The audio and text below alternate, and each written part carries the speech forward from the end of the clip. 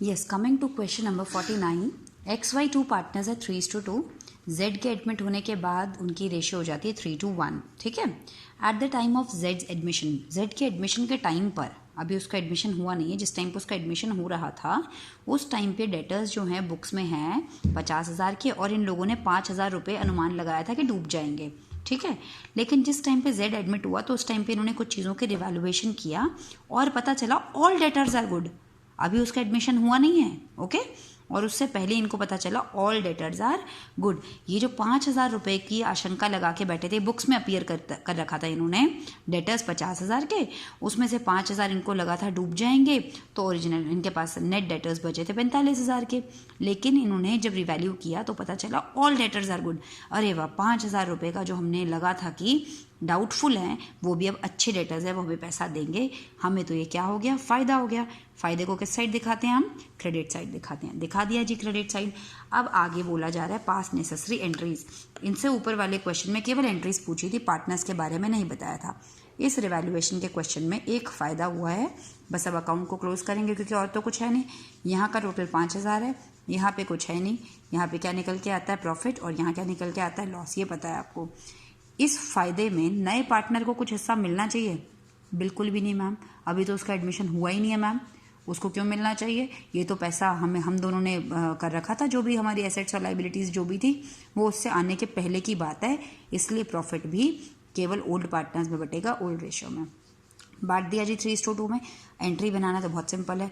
जो चीज़ credit side में है उसको डेबिट बोलते हैं, यानी कि ये क्रेडिट में है तो आप इसको बोलेंगे provision for doubtful debt debit to revaluation. ये डेबिट साइड में है, इनको आप क्रेडिट लिख देंगे. एक्स और वाई डेबिट में लिख रहे हैं तो आप यहाँ इनको क्रेडिट करेंगे, तो डेबिट किसको करेंगे, रिवैल्यूएशन को. हो जाएगा ईजी. ये आपने बिल्कुल क्वेश्चन नंबर 50 करना है. दो पार्टनर्स हैं 3:2 में, Z आता है 1/4 के लिए.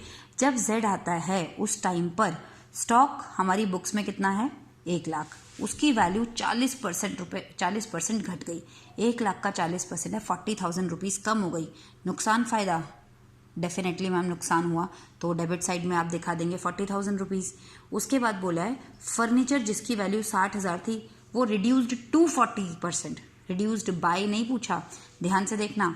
स्टॉक के लिए लिखा है रिड्यूस्ड बाय 40%, यानी कि 40% वैल्यू घट गई. और इसके लिए लिखा है रिड्यूस्ड टू 40%, यानी कि फर्नीचर की वैल्यू केवल 40% रह गई. ऊपर वाले में 40% से घट गई और इस वाले में 40% ही रह गई. केवल 60,000 जो थी, अब इसका 40% यानी कि वो केवल कितनी रह गई है, 24,000 रह गई है. तो 24,000 अगर 60,000 की चीज़ थी वो केवल 24,000 की रह गई है, तो कितने का नुकसान हो गया, 36,000 का नुकसान. वो भी आप किधर दिखाएंगे, डेबिट में. तो दो चीज़ें डेबिट में आएंगी. एक तो आएगा आपका स्टॉक, वो कितना आएगा 40,000, और एक आएगा आपका फर्नीचर, वो कितना आएगा 36,000. ठीक है. और अब आपने क्लोज कर देना है. इधर आपका ज़्यादा है, इधर आपका कम है. यहाँ लॉस, जैसे इस क्वेश्चन में प्रॉफिट निकला उस क्वेश्चन में क्या निकलेगा, लॉस. ऑब्वियसली ये उससे नए पार्टनर के आने से पहले का लॉस है, तो इस लॉस को भी दोनों पार्टनर्स में डिवाइड करेंगे ओल्ड रेशियो में. एंट्रीज बनानी आती हैं. जो चीज़ डेबिट में दिख रही है उनको एंट्रीज में आप क्रेडिट करोगे, जो चीज़ क्रेडिट में दिख रही है उनको आप एंट्रीज में डेबिट करेंगे. हो जाएगा क्वेश्चन. आप बिल्कुल ध्यान से सुनेंगे ज़रा. Question number 51. अब यहाँ पे क्या है, ध्यान से देखते रहना, आपको पता चलेगा कि क्या डिफरेंस है. X एंड Y 2 पार्टनर्स हैं 3:2. Z आता है 1/4 शेयर के लिए. जब Z आया ना उस दिन इन्वेस्टमेंट इनके पास थी भैया 80,000 की. ठीक है. अभी Z आया नहीं है, Z आने वाला है. तो इन्होंने देखा यार इन्वेस्टमेंट 80,000 की है, चलो वो आने वाला है.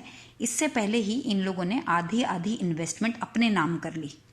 Half of the investment is to be taken by X and Y in their PSR at book value. इन्होंने कहा भाई ये आधी आधी इन्वेस्टमेंट हम ले लेते हैं. ठीक है. तो अब ये हुआ क्या, 40,000 रुपये की, 80,000 की इन्वेस्टमेंट थी, 40,000 रुपये की इन्वेस्टमेंट इन दोनों ने ले ली और अपने नाम कर ली. फ्री में तो किसी को कुछ भी नहीं मिलता भाई. पार्टनर्स के इस क्वेश्चन में मैंने कैपिटल अकाउंट क्यों बना दिया, क्योंकि यहाँ पे पार्टनर्स कुछ अपना सामान घर लेके जा रहे हैं, इसलिए मैंने पार्टनर्स कैपिटल अकाउंट भी बना दिया. ठीक है. वैसे भी आपने अब जो ये लॉन्ग क्वेश्चन करने हैं ना उसमें रिवैल्यूएशन पार्टनर्स बैलेंस शीट, तो आपको थोड़ा सा आइडिया तो रहेगा. रिवैल्यूएशन में फ़ायदे नुकसान, पार्टनर्स का जहाँ इन्वॉल्वमेंट आ जाए वहाँ पार्टनर्स कैपिटल अकाउंट। तो सबसे पहले इन्होंने कहा भाई उसके आने से पहले आधी इन्वेस्टमेंट हम दोनों ले चलते हैं घर। तो 80,000 की थी, 40,000 की इन्वेस्टमेंट इन दोनों ने निकाल ली अपने प्रॉफिट शेयरिंग रेशो में, जो कि था 3:2। फ्री में तो देंगे नहीं, हमने इनके अकाउंट में से उतना पैसा माइनस कर लिया, ठीक है ना। इन्होंने कैश में तो खरीदी नहीं इन्वेस्टमेंट, पड़ी हुई चीज़ घर ले जाओगे तो तुमने अपनी पूंजी लगाई फिर निकाल ली, समझ आई। तो इनका अकाउंट क्या हो गया, कम। जब भी पार्टनर कोई एसेट्स घर ले जाता है, यहाँ पे पार्टनर कुछ लगा नहीं रहा है बिजनेस में, उल्टा लेके जा रहा है। जब पार्टनर पूंजी लगाता है तो क्रेडिट साइड बताया था ना इंक्रीज होती है, लेकिन अगर उसने पूंजी जो लगाई थी उसी में से घर निकाल के ले जाएगा तो हम क्या करेंगे, उसके अकाउंट से उतनी माइनस कर देंगे। तो इन्वेस्टमेंट घर ले गया, 40,000 की इन्वेस्टमेंट, ये दोनों 3:2 में, यानी कि 24,000 की इसने निकाल ली, 16,000 की इसने निकाल ली, खत्म हो गई बात। अब बिजनेस में इन्वेस्टमेंट कितने की बची है, केवल 40,000 की। ये जो 40,000 की इन्वेस्टमेंट है, जब इसको हमने remaining investment were valued at 50,000, जब इसकी वैल्यू निकाली तो पता चला ये कितने की हो गई, 50 की। भाई ये तो 10,000 का हमें क्या हो गया, फ़ायदा। ये इतना ही क्वेश्चन आपको दिया है केवल, और तो फ़ायदे की कोई बात नहीं थी। तो हम देखते रिवैल्यूएशन में हमें कितना फ़ायदा या नुकसान है। एक ही आइटम दिया है, वो भी 10,000 का फ़ायदा है, तो डेफिनेटली ये फ़ायदा उसके आने से पहले का है, नए पार्टनर से आने के पहले का है। तो ये दोनों पार्टनर्स अपने 3:2 में बांट लेंगे। बांट लिया, ठीक है जी। इसको कुछ नहीं करना, बस आपने ये दिखा दिया कि 24 का तेरे अकाउंट से पैसा कट गया, 16 तेरे अकाउंट से कट गया। चलो एंट्री बनाना शुरू करते हैं। जो क्रेडिट साइड में आता है उसको डेबिट करते हैं, इन्वेस्टमेंट डेबिट टू रिवैल्यूएशन 10,000। जो डेबिट साइड में आता है उसको क्रेडिट करते हैं, एक्स और वाई को क्रेडिट करेंगे और रिवैल्यूएशन को डेबिट करेंगे। फिर एक वर्ड यहाँ पर और आ रहा है, इन्वेस्टमेंट किस साइड पे आ रहा है, डेबिट साइड पे, तो इसको क्रेडिट करेंगे यहाँ पे, सॉरी टू इन्वेस्टमेंट लिखना भूल गई, टू इन्वेस्टमेंट क्रेडिट करेंगे, डेबिट किसको करेंगे, एक्स और वाई।